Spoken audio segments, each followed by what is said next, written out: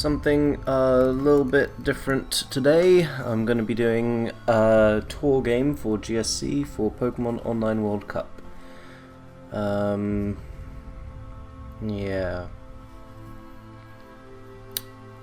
Genkars don't run Shadow Ball. Just go for T-Ball. Go for T-Ball, then maybe go for Thief next time. Thief is special. AT Thunderball is stronger. Yeah, I'm playing GSC for the for Team UK in Pokemon Online World Cup, and well, that's unfortunate for my opponent, isn't it? That's actually really that's just a terrible turn one for them. I was going for damage, not going for the para. But I'll take the para. It is GSC. Chances are this will even out over the course of the game. This is actually a rematch. The first game they DC'd when they were in a very strong position, and so the tour host gave them a rematch. And like, it was a clear DC. They had over 2 minutes on the timer. Yeah, I don't mind Gengar being slept though if he wants to try it. He might just want to try and go for a damage here. He might just try and go for an attack here.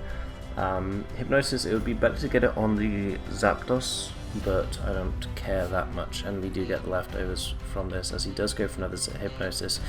And after getting lucky twice, although the second turn that was in my favour to dodge it. Like, he has to avoid getting full parried, and he has to hit Hypnosis. Combined, that's significantly in my favour, at the very least. But yeah, here's just Zapdos is literally fine. He could go for a Boom very soon, but last time he played he did not seem to have Boom on many mons at all, and I wonder if he just doesn't like the move. Just see, as he gets paralysed there, that's yep. I actually want to double back into Gengar here because I don't imagine he goes for Hypnosis, but I equally just want to go for a Thunder. This is using it's a pretty standard looking team in all honesty. He might have something quite similar. For example, things like the Zapdos, the Snorlax, the Eggy, they're all very much standard as he goes out into Steelix. Now I do have Cloyster, which is an excellent switch into Steelix, and we can just spike up. He could curse, he should curse. Alternatively, he could roar. Roar, I think, is the best play for him here. Roar would mean that he gets to scout up more of my team and prepare his game plan accordingly. Game plan management is very important in GSC, as he does roar. That's smart, as I did just say. And here we go out into Executor and just go for Giga Drain versus Psychic. Giga Drain is fine. I actually want to double back into Cloyster, but I would prefer to go for Giga Drain first. You know what, let's go for Psychic. Psychic has this chance to Spadef drop and covers switch-ins to Snorlax better as well.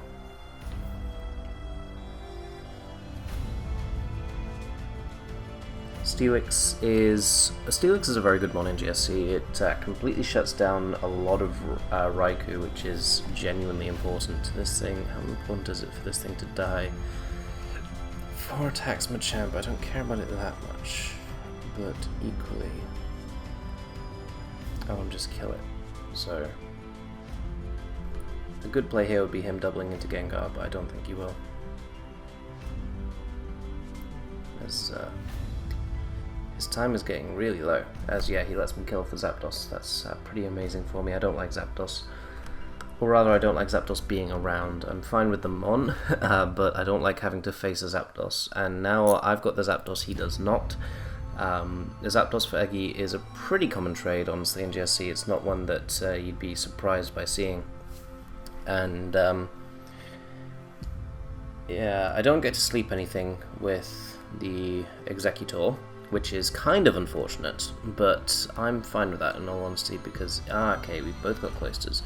Let's see if you've got Spin, but I've actually got a Gengar, so that doesn't even matter. I can just set my spikes as you go for your own, and here I can go out into Gengar. You've seen that I have Gengar, So you can't spin if you have it, it blocks an explosion, and I'll take Hidden Power Electric for days.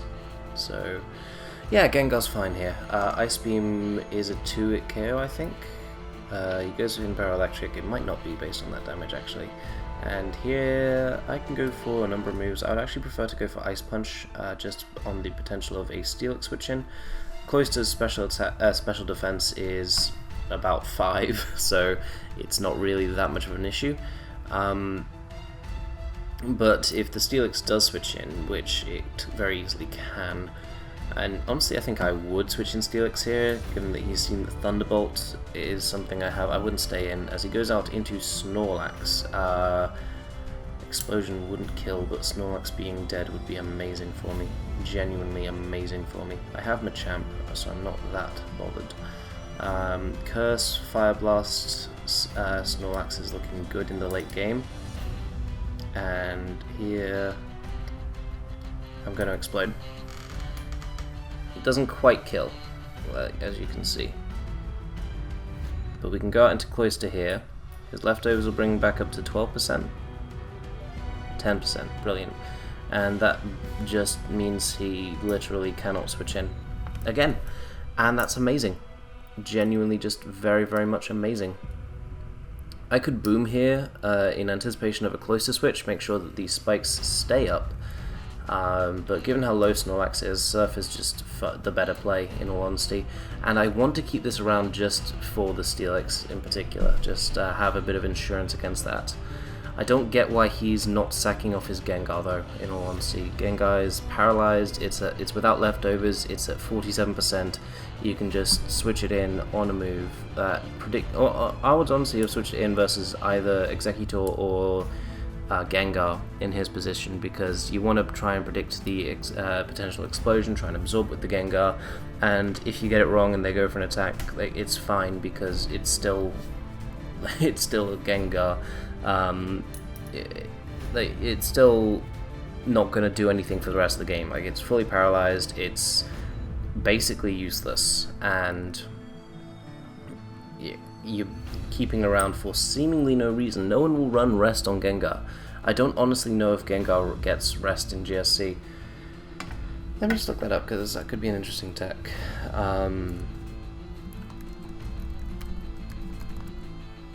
Gengar can learn rest. I assume it can learn rest in GSC then, because it would be a bit weird for it to have that TM in one gen but not the others. But even so, no one would use rest Gengar very much. What?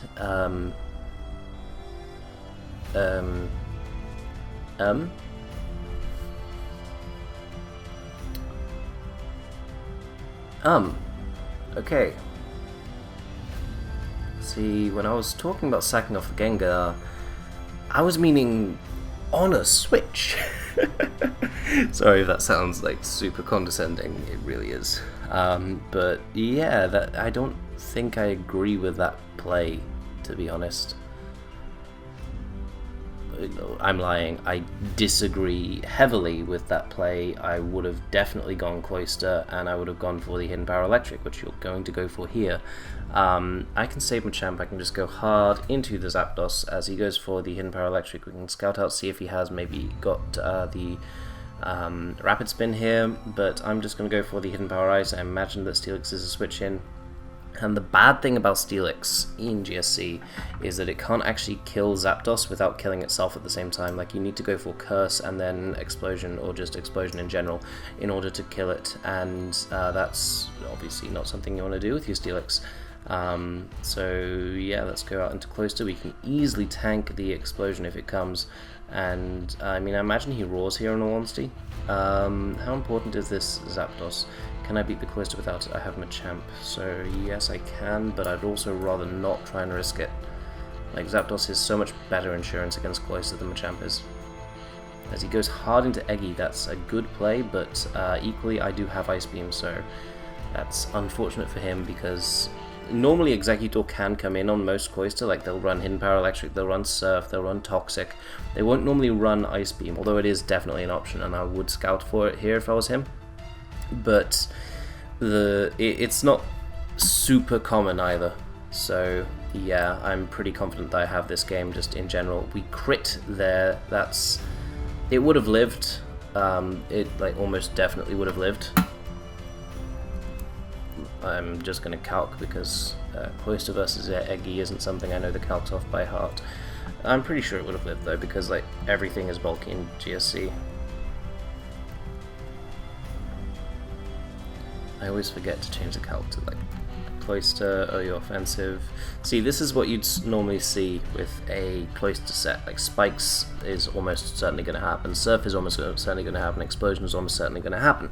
So the other move is going to be Toxic, it's going to be Hidden Power Electric, it's going to be various other hidden powers. It's not normally going to be yeah, so Explosion obviously would have killed because Explosion is Explosion, but if it's Ice Beam, it would have done like 70%. Obviously I wouldn't have died to Giga Drain and I would have TKO'd him, but it is important because this would have put me in range of Hidden Power Electric from Cloister. It would have put me in range of... it wouldn't have put me in range of anything from Steelix. Yeah, so he goes out into Cloister. Again, I'm just going to be safe here. I'm going to go hard into Zapdos, and then I think I'll double into Machamp in order to try and catch the potential for a Steelix switch in. They have 60 seconds left. I can only really lose this game if I get crit. Being real. Let's just hard switch into the Machamp.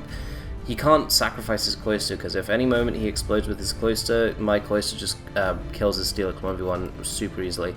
And he stays in. Interesting. Okay, that's a decent play actually.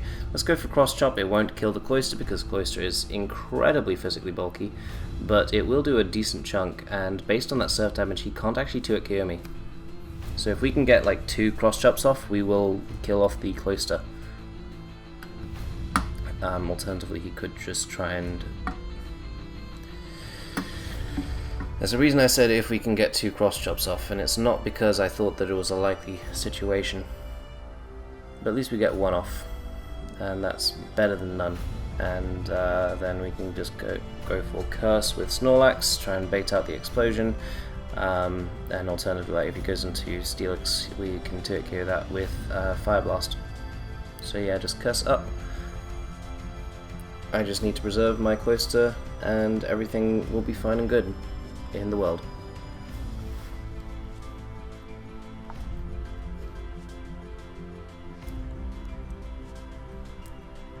Curse Fire Blast Lax. I don't think I can lose this situation now. Especially because every time Steelix comes in, I can just go hard into my Zapdos. Or into my Cloister. Like, if Snorlax somehow dies to the Steelix, like, I can go into Cloister and then just scare it out with the Surf, and everything will be fine. Apparently people are talking in the lobby, but they're not. It's just games that are happening. As he goes out into Steelix here, he might Curse up himself. That would be the misplay here. In all honesty, the play here is either Explosion or Roar, and then try and bank off Thunder's missing in order to try and win with the Cloister. But even then, like, it's winning a Speed tie, it's winning... no, he does go for the Curse. That's the wrong play there. Because you don't want to risk him being Fire Blast. Me being Fire Blast is what I meant to say there. This is a Speed tie, but like the only way he can kill me is with Earthquakes and Earthquake Explosion, so I don't care. As I said, like, I can go into Zapdos and just I actually think that Thunder would be my play. Or I could go into my Cloister first and try and explode, but instead we win the Speed tie, and then Snorlax will just pick off the game. I played a lot better this time around. Like, the other day, we played yesterday and I told you what happened. Like, he disconnected in a very good position. The only reason he was in such a good position was because I was playing like I wasn't at the computer, and I was just calling out based on what I thought was happening in the game. Like, Cloister just went for Surf. Okay, go for Spikes or whatever. Like, and not only that, but like I also didn't have Spikes in the team, but also set on tilt because like Showdown just sometimes doesn't do GSC teams like at all. It'll give you hidden powers that don't correlate to what you want and stuff like that. And yeah, just unfortunately I was sent on tilt with that, and he played decently against me. He paralyzed things, he played his Snorlax quite well, and yeah, I did still have a chance to win, which is why the replays happened at all, but it was not a 100% chance. It was in fact something along the lines of a 8% chance, although according to the guy in the thread it's about a 4% chance, and I can't figure out quite how he gets that count from. But yeah, this is a fast-paced GSC game like most... Well, I mean, actually, GSC games have been getting faster recently. People have been trending more towards offense than they have stall, and like turn 26, that's not that uncommon for a GSC game. So yeah, thank you guys for watching. I do hope this was entertaining for you, just as a way of seeing what my thought process is with GSC games. I know that basically nobody is subscribed to me because of GSC content, but I enjoy the metagame a lot, and I'll probably cover all of my POWC games. So yeah, hope you guys enjoyed, and I'll see you all next time. Peace!